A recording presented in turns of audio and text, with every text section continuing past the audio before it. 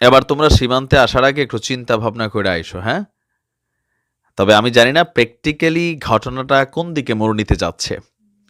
সীমান্তে উত্তেজনার জের ধরে আপনারা দেখেছেন বাংলাদেশের সিলেটের বিছানাকান্দি না সুতাকান্দি, ফেনীর বিলোনিয়া, তারপর হচ্ছে আরও বিভিন্ন জায়গায় গত কয়েকদিন যাবৎ ভারতের উগ্রপন্থী কিছু মানুষ তারা বাংলাদেশের সীমান্তের দিকে লাঠি সোটা নিয়ে প্রবেশের চেষ্টা করেছে। তাদের দেশের বিজিবি মানে বিএসএফ ইভেন তাদের দেশের পুলিশ তাদেরকে সেখানে আটকে দিতে সক্ষম হয়েছে। তারপরেও তারা মাইক নিয়ে বাংলাদেশের দিকে মাইক ত্যাগ করে গালাগালি করতেছে, উস্কানি দিচ্ছে। এই যখন পরিস্থিতি, বাংলাদেশের অনেক পোলাপাইনও আপনার সীমান্তে যাওয়ার জন্য ঘোষণা দিচ্ছে। তো এই ঘোষণাতে কি হবে, তাদের দেশের তারা ওদিক থেকে আসবে, আমাদের দেশের তারা এদিক থেকে যাবে, এরা এরা লাগালাগি করবে, পরে বিএসএফ বিজিবির মধ্যে গোলাগুলি শুরু হবে। বিষয়টা কিন্তু এরকমই ঘটবে সামহাও। হয়তোবা যারা ভারত এবং বাংলাদেশকে অস্থিতিশীল করতে চায় তারা এমন কিছুই চাচ্ছে, আর এতে দুই দেশই ক্ষতিগ্রস্ত হবে। তবে যারা অতি উৎসাহী ভারতীয়রা বাংলাদেশ সীমান্তে প্রবেশ করার জন্য পরের বার থেকে চেষ্টা করবেন, লাইন গার্ড মানে লাইন ক্রস করবেন, জাস্ট একটা শুট হবে কোথায়, পায়ের নিচে গোড়ালিতে। কঠিন ভূমিকায় যাচ্ছে বিজিবি। ইভেন আমরা আশা করি বিজিবি এই প্রথমবার, হয়তোবা আমি জানি না এর আগে লাস্ট কবে এই মানে সুযোগ পেয়েছিল, আমাদের সীমান্ত দিয়ে অন্যায়ভাবে যদি বাংলাদেশের সার্বভৌমত্বে আঘাত করতে কেউ আসে, আপনাদেরকে আমরা যেই রাষ্ট্রীয় পৃষ্ঠপোষকতায় যে মেশিনারিজগুলো দিয়েছি সেগুলো ব্যবহারের পূর্ণ অনুমতি কিন্তু এখন আপনারা পাচ্ছেন। এটাকে কাজে লাগাইতে হবে, কারণ বিএসএফ এই কাজই করেছে।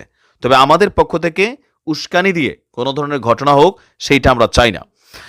দর্শক, ভারতের আগরতলা থেকে শুরু করে বিভিন্ন জায়গায় যেই ঘটনা ঘটছে সেই ঘটনাগুলোর মধ্যে সীমান্তে কড়াকড়ি আরোপ করেছে আমাদের বর্ডার গার্ড বাংলাদেশ মানে বিজিবি। যে কোনো ধরনের অপতৎপরতা রোধে বিজিবি সতর্ক এবং প্রস্তুত রয়েছে। বিজিবির সদর দপ্তরের মিডিয়া শাখা থেকে পাঠানো এক বার্তায় জানানো হয়েছে, সীমান্তে যে কোনো ধরনের অনাকাঙ্ক্ষিত পরিস্থিতি কিংবা অপতৎপরতা রোধে বিজিবি সর্বোচ্চ সতর্ক।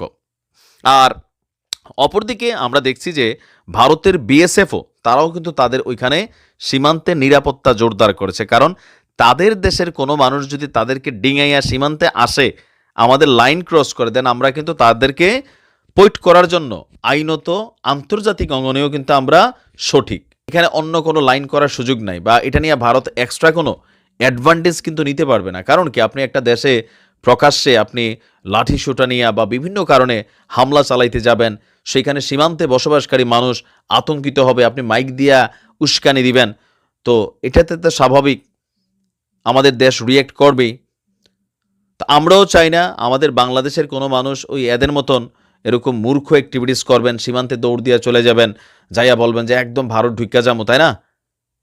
ঢুইকা যেতে পারবেন, ওইখানের বিএসএফ আপনারা বের হয়ে আসতে দিবে না।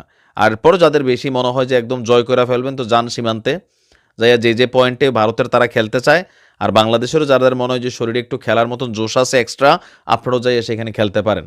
ঠিক আছে, এটা অতি উৎসাহী যারা আছেন। তবে রাষ্ট্র হিসাবে আমাদের বিজিবির প্রতি আমাদের নির্দেশনা থাকবে বা আমাদের চাওয়া থাকবে, আমরা উস্কানির পক্ষে না, কিন্তু আমাদের দিকে উস্কানি আসলে সেইখান থেকে লাঠি সোটা যদি কেউ মারে, ঢিল মারে, আমাদের এখান থেকে ঢিল রিটার্ন যাইতে হবে।